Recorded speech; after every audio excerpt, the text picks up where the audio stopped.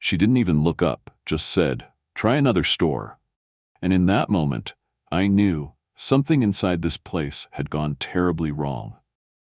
There's a certain kind of silence, one that wraps around a room, not because of peace, but because something ugly has just happened. Louis Thompson stood in that silence, surrounded by the warm scent of coffee and the cold sting of disrespect. He looked ordinary that day, just another man in a hoodie and jeans, waiting in line like everyone else. No one knew he was the founder of Golden Brew. No one guessed that the man being ignored was the man who built the company from the ground up, and still, he said nothing. He just watched. Golden Brew had been his life's mission. He believed in fairness, in kindness, in serving every customer with dignity.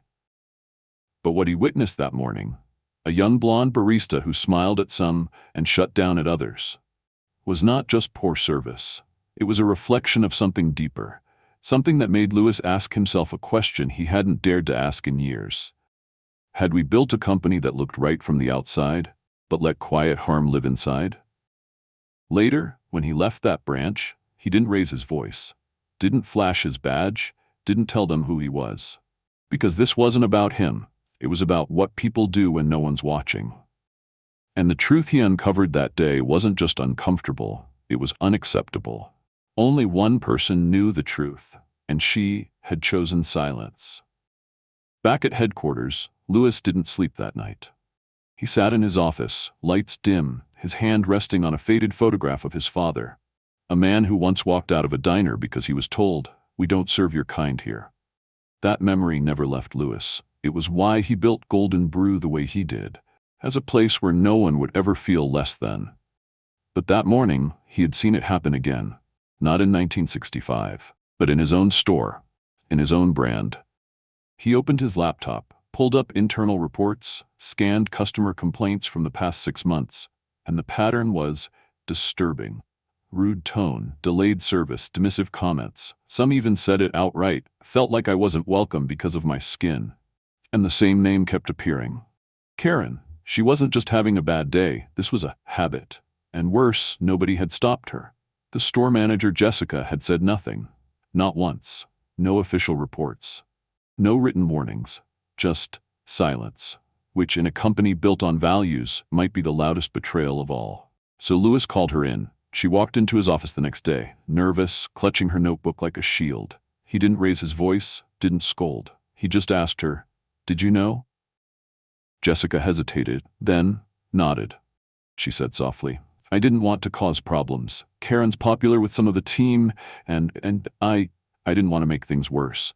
Louis took a deep breath. He understood fear. He had seen what silence cost before, but this time he would not let it continue. Doing nothing is also a choice. That night, Louis sat alone in the corner booth of a quiet Golden Brew store, the very first one he ever opened.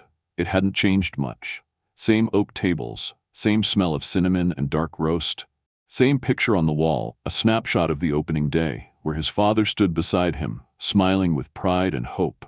Louis stared at that photo and felt the familiar ache return. His father used to say, "We may not change the world, son, but we can change the room we're standing in." Golden Brew was that room. And now someone had turned it into a place of exclusion.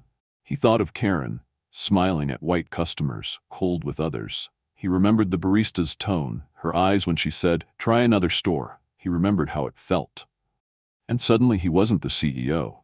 He was just a man standing in line, being judged for who he was, not what he brought.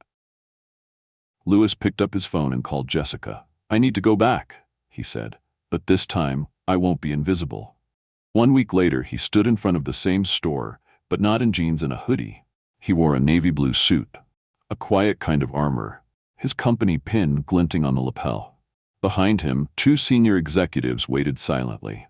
He looked at the store's glass doors, the same place he was told to leave.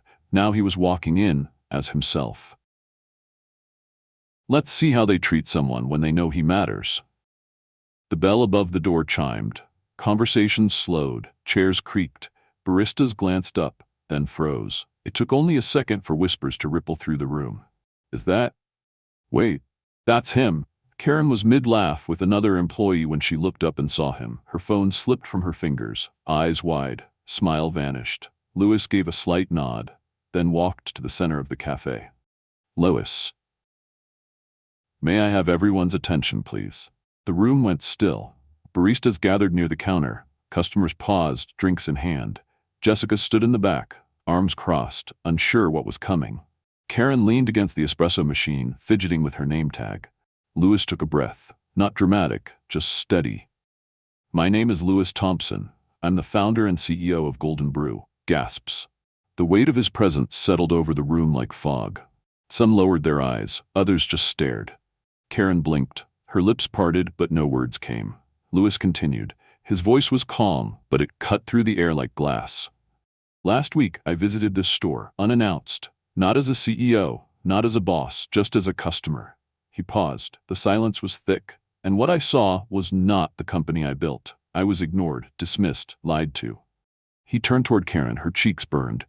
And from what I've read in our reports, I'm not the only one. Karen opened her mouth. I didn't know it was you. Louis raised a hand gently. It doesn't matter who I am. It matters how you treat people when you think they don't matter. A stillness settled over the room. One of those moments where no one reaches for their cup, where even the coffee machine stops hissing. And Louis just stood there, a man carrying not anger but disappointment, and that somehow was heavier. Karen stood frozen, one hand still on her name tag as if hiding behind it would help. The room waited. No one moved. No one defended her. Louis stepped forward, just slightly, not to intimidate, but to make sure his words were heard. Golden Brew was built on a promise that everyone would be treated with dignity. He paused, let it sit in the air, then turned to the staff. This behavior we witnessed has no place here. Karen finally spoke, her voice trembling. I can change. It won't happen again, I swear. Louis looked at her, not with anger, but with finality. I gave you that chance. Every day you showed up and chose who deserved respect and who didn't. He turned slightly toward Jessica. And Jessica, I know it's hard to lead when you feel outnumbered, but silence lets harm grow roots. From today, that ends. Karen's eyes darted toward her coworkers, looking for someone, anyone, to speak up. No one did. Louis continued. Louis, effective immediately. Karen, your employment with Golden Brew is terminated. A sharp inhale passed through the room. Karen's shoulders dropped. She didn't cry. She didn't shout. She just turned and slowly walked out. Louis looked at Jessica again. Her face was pale, but her eyes clearer than before. You're still in charge of this store, he said. But starting now, you'll have everything you need to do it right. Leadership training, support, accountability. Jessica nodded slowly. Relief and something stronger. Resolve. This wasn't just about one person. It was about the culture they allowed. And Louis was done letting the wrong people set the tone. Justice isn't loud. Sometimes it just walks in and does what needs to be done. The store stayed quiet long after Karen left. Even the customers seemed unsure to sip their drinks or just sit with what they had witnessed. Jessica turned toward Louis, eyes full of questions, but also something else, gratitude. He could have walked away. He could have handled it quietly in an office, but he chose truth in the open. Because that's where healing begins.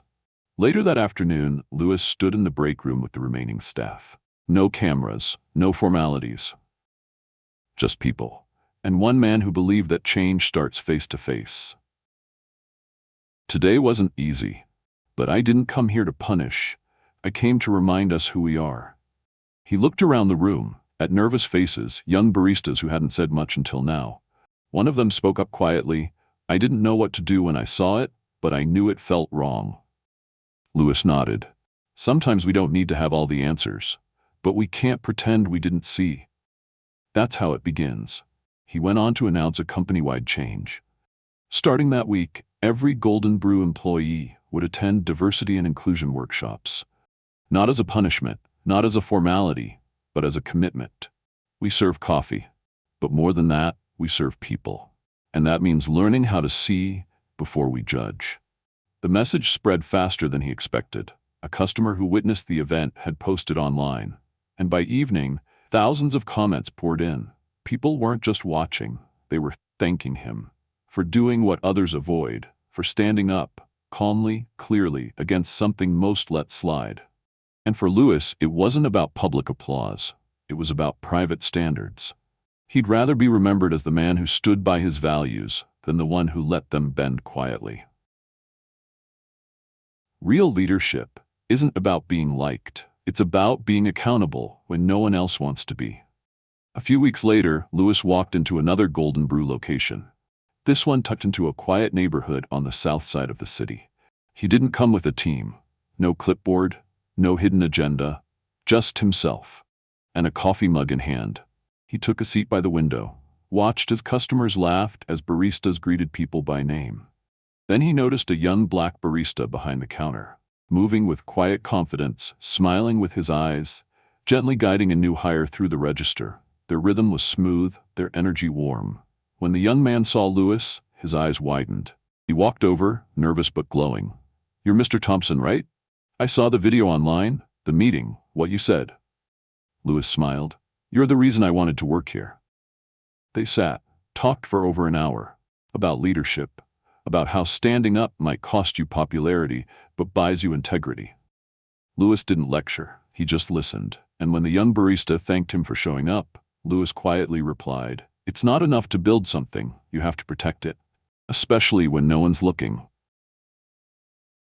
As he walked out, he passed a wall with customer photos, smiling faces, all kinds of people. At the top, in bold but gentle letters, "Everyone's welcome, no exceptions." He paused, placed his hand on the glass, and for the first time in weeks, he let himself breathe. Golden Brew wasn't perfect, no company is, but it was becoming something real again. A place where truth mattered, where silence didn't protect injustice, where the mission wasn't just written on a wall, it was lived, cup by cup. We don't get to choose the easy path when we've promised something better, so we show up, we speak up, and if we're lucky, someone sees that and decides to do the same. This is the kind of room I wanted to build. And thanks to moments like this, maybe we're finally getting there.